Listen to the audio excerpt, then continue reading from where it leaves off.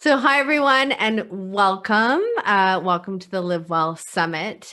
Today, I have the pleasure of chatting with Janet Omstead, who's play coach and author. And she's going to tell us how to find play in your day. So, Janet, I will hand it over to you. Well, thanks so much, Michelle. I'm super happy to be here and guide people and get people excited about playing more. And this special presentation is called Finding Play in Your Day. And I want you to get ready to discover 3 simple steps that you can take starting today to move more and find joy in your life without going to the gym. Sound good? I love that because I'm not a Awesome. big gym person. Okay. All right. Well, let's go. Wait, I gotta turn my. All right. Sorry. So as Michelle said, I'm Janet Omstead. I'm a play expert and a certified personal trainer and a health coach with 20 years in the health and wellness industry. I love to keep things simple. I also like to play, but I love to keep things simple because I teach people how to rediscover the joy in movement in a way that fits within their lifestyle and what will work for them to improve their long-term health and quality of life while fighting chronic disease. I'm not a judge. A lot of people think, oh, I'm bad because I didn't do this, or I should be perfect at this. And what if I fail? Well, no, I'm a coach, right? I'm here to help you discover ways that will help you play more and thrive as you age. Simply put, I've reframed what some people call exercise as play. And it's really, sorry, go ahead. No, I was just going to say I love it because play is so positive, and often there's so much pressure behind, the whole idea of exercising and are you doing enough? And so play is just a lot more fun. Yeah, well, thanks. And it's really about freedom. That's why it's fun, because when you free to move your body in a way that brings you joy, makes you sweat a little and smile a lot, well, that's pretty awesome. So let's have a look through the play lens. Sound good? Sounds great. All right, cool. So imagine for a minute what it would feel like to create a sustainable play habit to better health now. So, like I said, you can improve your quality of life as you age and have fun, find joy, and sparkle. There's nothing better. I don't know if you've ever been to a color run like this, but it's crazy fun. Play is about life gain, really gaining more quality of life. Now is the best time to stop struggling to exercise and start choosing to play. So if you close your eyes for a minute, imagine your 6 or 7-year-old self playing outside with your friends, running around, playing games like hide and seek, or even riding your bike. Remember the freedom that you felt? So if you did have your eyes closed, open them now. What did those memories bring you? What did you think, Michelle? Well, my first thought was just, all the kind of physical activity that you're doing that's just so organic and you're not thinking about the fact that you're doing any physical activity, right? You're just out being Yeah, happy and you're moving. And, to me, that's the best kind of activity that you can do when you're not thinking about it. absolutely. And when you're a kid, you don't think you're exercising. No, you just are having fun and it made you feel good. So, this mindset is really powerful to get people to wake up and tap into that feeling. It's time to reframe exercise as play. When we reframe exercise as play, you'll finally feel in total control of your health because play is a catalyst for feeling good, just like we talked about. And when you feel good, you eat better. When you eat better, you sleep better. There's a positive catalyst for change and helps you fight disease. I truly believe with my heart of hearts that you don't have to play, you get to play. How cool is that? So, the good news, I'm here to bring you good news. It's not too late. You can thrive through midlife and beyond. Play is simple, more sustainable, and a smarter way of managing your health as you age. So, today, I'm going to talk about the 3 simple steps to finding the play in your day. All right?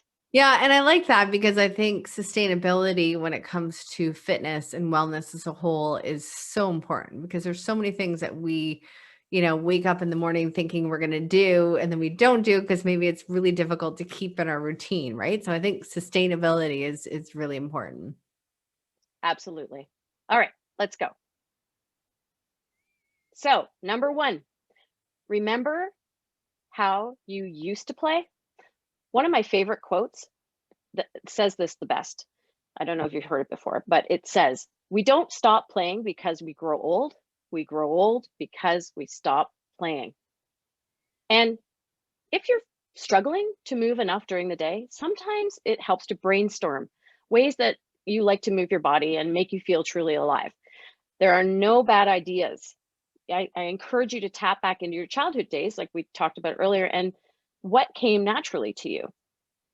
Start with listing the things you like, the things you love to play in the past, or some of the things you may have discovered recently because of COVID. You know, a lot more people are at home and having to think outside the box for themselves. Walking, biking, swimming, taking a virtual class, dancing, skipping rope, jumping jacks, like hula hooping. Actually, speaking of skipping rope, an example is one of my clients recently was trying this exercise with me, this brainstorming, and she was so excited to learn that skipping was still available to her like as an adult. So she purchased a really inexpensive skipping rope, and between Zoom calls, she decided to skip for a few minutes. By the end of the day, she had moved her body in a way that made her feel good. She felt great, and she wanted to do it again. So she's totally tapped into that, and it's wonderful when that happens to my clients, to everybody. The idea is to be okay, 100% okay with embracing imperfection, trying different things, and doing something every day. Really, as like I say here, do less things that suck. This Just, makes me feel remind myself of when I was little, I wanted to be a mini pop really, really bad. oh, And I used to clear all of the furniture in the living room, and I would have, my own sort of dance parties, and I loved nothing more. And then of course, I was working up to my audition tape for the mini pops, which unfortunately was not meant to be a career of mine. But I mean, there was nothing I loved more. There was nothing when I think about that age and just feeling good. That's the first memory that I have.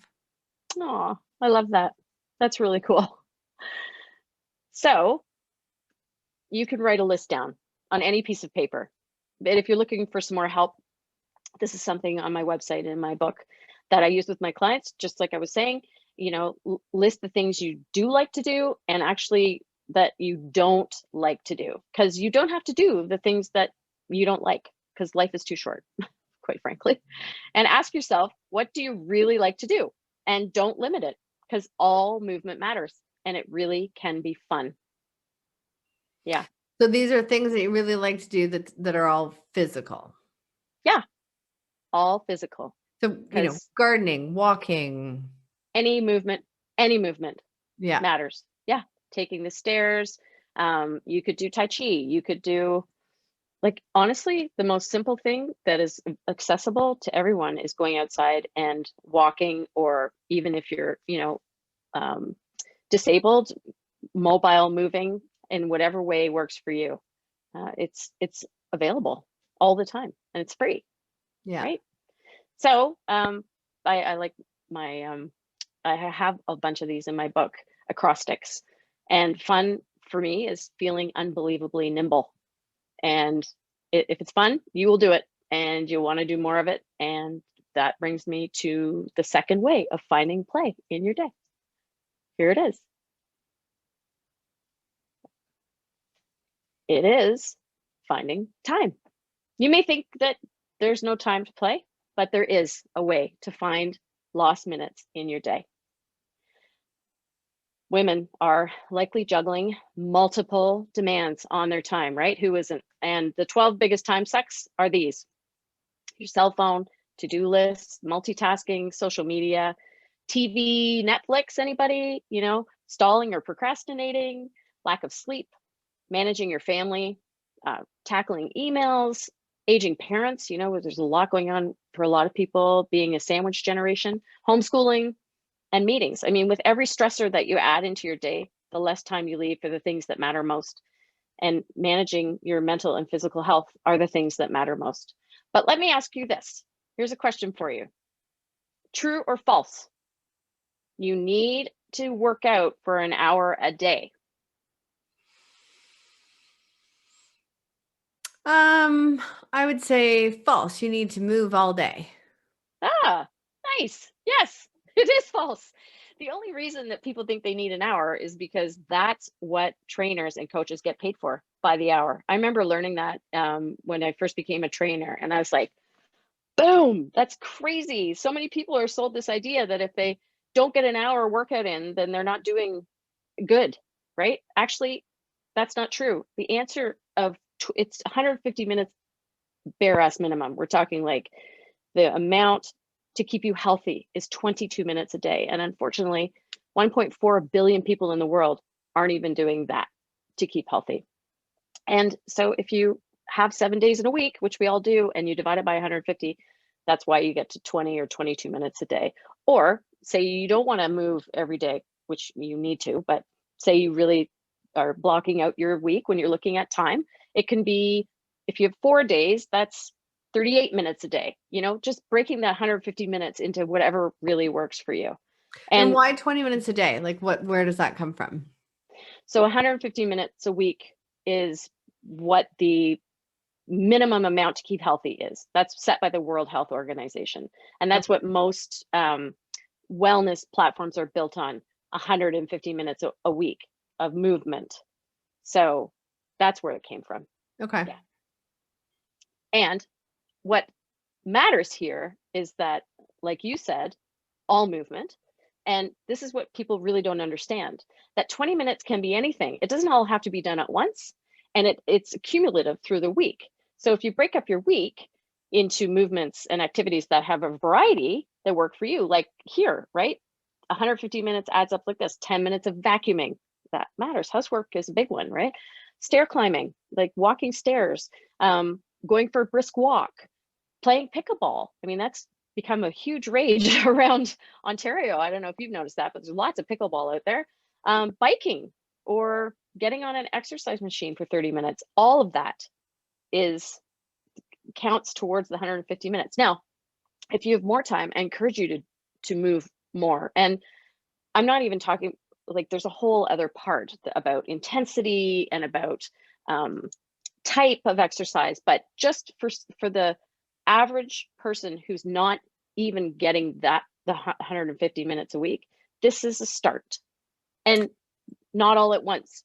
It's really important. Yeah, I always say that something is better than nothing. So, some Exactly. days I'll just decide, okay, you know what? Today I'm going to take the stairs where I have the option.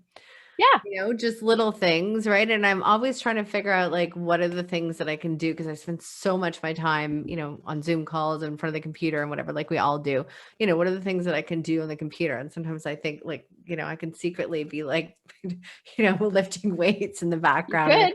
something Sure. like that, or watching Netflix or whatever, right? Because we all need that downtime. What are the Absolutely. Yeah. Stretching, that counts too, right? Keeping mobile, it matters a lot. Anyway, so how do you find your time? So here's another exercise I do with my clients, and it's on another piece of paper. You don't have to do this way, but I have this assessment sheet available. But if you take a sheet of paper and you write down half-hour increments between 5 in the morning and 11 at night, you can't see the whole thing here, but I took a snapshot, and actually spend consciously the day writing down what you're doing on those times. I mean, it could be sleeping at 5 a.m.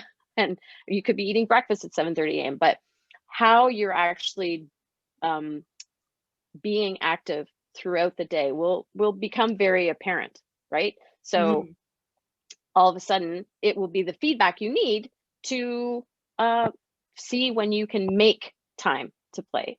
mhm. Like when you were a kid and you took recess, this is a way to find windows in your day to play. Yeah. Yeah. So the name of the game here is time, or trying to increase movement every day. It all comes down to being aware of how much you're moving and keeping things simple, like I said, and repeatable, like we talked about, sustainable. So you have a system in place. A couple of my favorites, you tapped on a few there, lifting weights while you're on a Zoom call, but setting a timer and getting up every hour for 10 minutes, or make a play date. You know, even though we are, every area of the country and the world is in different stages of the pandemic, there are ways to do a socially distanced walk. You know, it's everything's possible. Just find a way to win a little bit every day. I recently got a Fitbit at Christmas, and we have a challenge, a work week hustle kind of challenge group. And I have to say it's really motivating because, we're trying to reach a minimum number of steps a day, and it's really motivating because we can see that other people are doing it and they've achieved it. And Yeah. now I know if I have an insane day, I just get up and I go out before I do anything else because I know what I have to do to try and reach that minimum goal, but it's become really motivating. Yeah, finding a group to keep accountable to is super, super awesome. I love that you're doing that. That's fantastic. So we're on to the third way to finding the play in your day, and it is letting the world be your playground. I am a huge outdoor advocate, and being able to move your body and maintain functionality, people actually, well, I think they've had a big mindset shift because they used to think it could only happen in one place, which was the gym. And that's okay for many. Yet for a lot of people, going to the gym wasn't, or will be an option. And so people struggle. And I don't know, even if you did go to the gym before the pandemic, how often did you bail because the weather or time or traffic? Probably, you're human. Everybody does. So are gyms essential? Like, gyms are created, and I am not against the gym industry. Don't get me wrong. I'm trying to make the point that the outdoors is just as good. You don't have to think inside the four walls of a gym to be able to play. There's a lot of opportunities outside. And, for people that feel guilty about not going to the gym, that's no fun. Like, who has time to feel guilty? That's an awful way to feel. But they are the first port of call, and they will be probably again when people are looking to stay and keep in shape. And even though you have good intentions of going, people feel intimidated, and sometimes they're overcrowded. And here's something interesting. What happens after joining a gym? 80% of people quit within 5 months. I don't call that a very sustainable play model. Do you? Yeah, and I think I agree with you that I think a lot of people find the gym intimidating. I think a lot of people have the notion that you have to be already fit to be in the Yeah, gym. Right? Because exactly. there's so many a lot of people obviously that go to the gym regularly are very fit, and so, when you start getting into those comparisons, it's like, "Oh, I don't wanna go and compare Yeah, myself to all those fit people," right? yeah, that's a really awful way to feel. Like I said, life is way too short for that. So here's something interesting to prove my point that you don't need a gym. Did you know that the longest living people in the world have never been in a gym? Have you heard about the blue zones, Michelle? No, I haven't. Oh, it's really cool. There's a National Geographic uh, expert. His name is Dan Butner, and he spent time discovering. Oh, he spent time looking for the longest living people in the world and what the commonalities were for them. And he found 5 areas in the world that are called the blue zones. And one of the key discoveries is that these people have never been in a gym, but they've moved naturally throughout their lives. And because of that, they've been living longer and a better quality of life, which is awesome. It's a very cool book. There's a whole, it's a whole thing, the blue zones. It's So very are cool. these the top ones then? Yeah, there's one in California, one in Costa Rica, Italy, Greece, and Japan. So some of the life lessons through these groups is that they move naturally, they have the right outlook on life, they eat wisely, and they have the right tribe. They found the right group to be with. So yeah, it's really cool. So let the world be your playground. Gyms aren't the only place to get in shape because you can get the same results outside for free. And really, as we age, it's not about getting cut to look a certain way.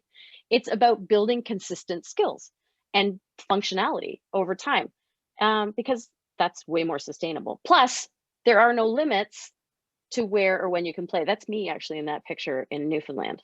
Oh, I love it. Yeah. It's not that I climbed up that, I climbed out to that, but Yeah, exactly. it's still very freeing when you can keep your body functional and strong and agile enough to be able to keep doing these things. It's Hmm. it's it's fun. So, where would you rather play? Inside or outside? And if you do want to start playing a little more outside, you can start with easy body weight exercises at home or in your neighborhood and start getting more time efficient results from your play. But regardless, wherever you exercise these days, don't think of it as the only place that you can move your body. There's a world of possibilities, truly. So go outside. And in the 28 Days of Play download that I sent to you for the newsletter, this is one of 28 ideas of how you can go outside and start today. And I started with walking. Just like I said, I really like to keep things simple. And these are just outside of the box ways that you can move a little more in 28 days. You could do one a week. You could do one every day. You could do one a month. Get creative. So when you look at the world as your playground and you're all of a sudden starting a play habit, which is when your head and body are invested together, because play is nature's therapy. And honestly, it is the strongest connector we have to sync our mind and our body. Because let's face it, what's the alternative? I'll tell you, premature death is the alternative, which sucks because 70% of dying early is lifestyle related. 70%. And physical inactivity is the fourth leading cause of death worldwide, which means, like I said earlier, people aren't getting enough exercise and it's causing massive health issues around the world. In fact, 6 out of the 10 diseases that are preventable include heart disease, stroke, lung disease, Alzheimer's disease, and other dementias, throat and lung cancers, and type 2 diabetes. So they're preventable by better lifestyle habits like play. It doesn't have to be this way if you can just play a little more, I promise. So just to recap, how can you find the play in your day? Well, you start with something you like to do. You make time to move daily, and you let the world be your playground. You don't need a gym. It's about being consistent, finding the things you like to do, even if it's not perfect. Treat it like compound interest, I like to say. If you invest a little bit now every day, your health will most likely be there when you need it most. So remember her? I love this picture. She's still there inside you, waiting. Imagine what it would feel like to create a sustainable play habit for better health now so that you can improve your quality of life as you age and have fun. And like I said earlier, joy and sparkle a little bit. It's about life gain. It's about less rules. And now is the best time to stop struggling to exercise and start choosing to play. So promise me, Michelle, and everybody watching this, please look after yourself and stop struggling to exercise. Start choosing to play. After all, like I like to say, life is worth playing for. So that's it. Thank you. I love Stay in it. Thank touch. you. So can you just tell me, Janet, how do you create accountability for your clients? Like once you've found something that they love to do and you've, created a program with them to be able to play in their life and be more physically active, what do you do to create accountability? So when I work with clients one-on-one or even in group coaching, really we look at 3 pillars of health. Play is one of them. The other one is nutrition. And the third one is managing stress and sleep. So accountability is a really big piece. I am very, very hands-on with my clients and especially virtually. And I work with people all around the world so that they know I'm there. I'm always just either a text or a Zoom away. There's different programs that I or different packages I help with people with things. I have, for as little as a couple personal training sessions that I can do, but generally, I really encourage people to look at their deep health and that accountability is just actually the most favorite part of my job. Great. Yeah. So tell us a little bit about your book. Oh, the playbook. Yeah. Well, so this all began in my head about 15 years ago. I was seriously having a casual conversation with one of my best friends that I went to camp with, and I've always loved to play. It's just always been ingrained in me as a thing that it comes naturally to me. And I just recognized over time how much people were struggling with the whole idea of, exercise and kind of what's fed to us as normal. And I really wanted to help people tap back into what playful habits or the play habit as a catalyst to better health would look like. So I wrote a book. It's not, the first line in my book is, this is not an exercise book. This is actually your own blueprint. So people figure out for themselves exactly what it's going to look like for them to show up with the parameters of, as a trainer, there are absolute guidelines that you take every client through. And it's all in my book, how you can create your own habit of play. So yeah, it came out 18 months ago and I self-published. We had a session about that and it's been great. It's kind of like having a baby. It's out in the world and I'm super proud that it's helping people because I just really want to help people. Perfect. Well, if people are interested in learning more about your book, they can check out our partners and attendee incentives page. And within their ticket, they'll have access to your book at a discounted rate. And I believe the first chapter. The first chapter I'm giving for free, for sure. Absolutely. I want to help as many people as I can. So yeah. Perfect. Yeah. Sounds good. And how do people get in touch with you? Yeah. So like on the bottom of the screen here, you can send me an email if you want to, find out more about the kind of coaching I do, or all those downloads that I kind of referenced in this presentation are on my website, janetomstead.com. Under free downloads. There's 8 of them for different sections of thinking about life and your health. And the playforlifesystem.com 28 days of play is the free download of 28 days of play. So, or follow me, Facebook, Instagram, LinkedIn. Those are all the links right there.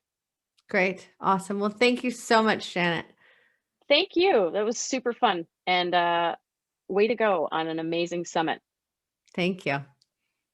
All right.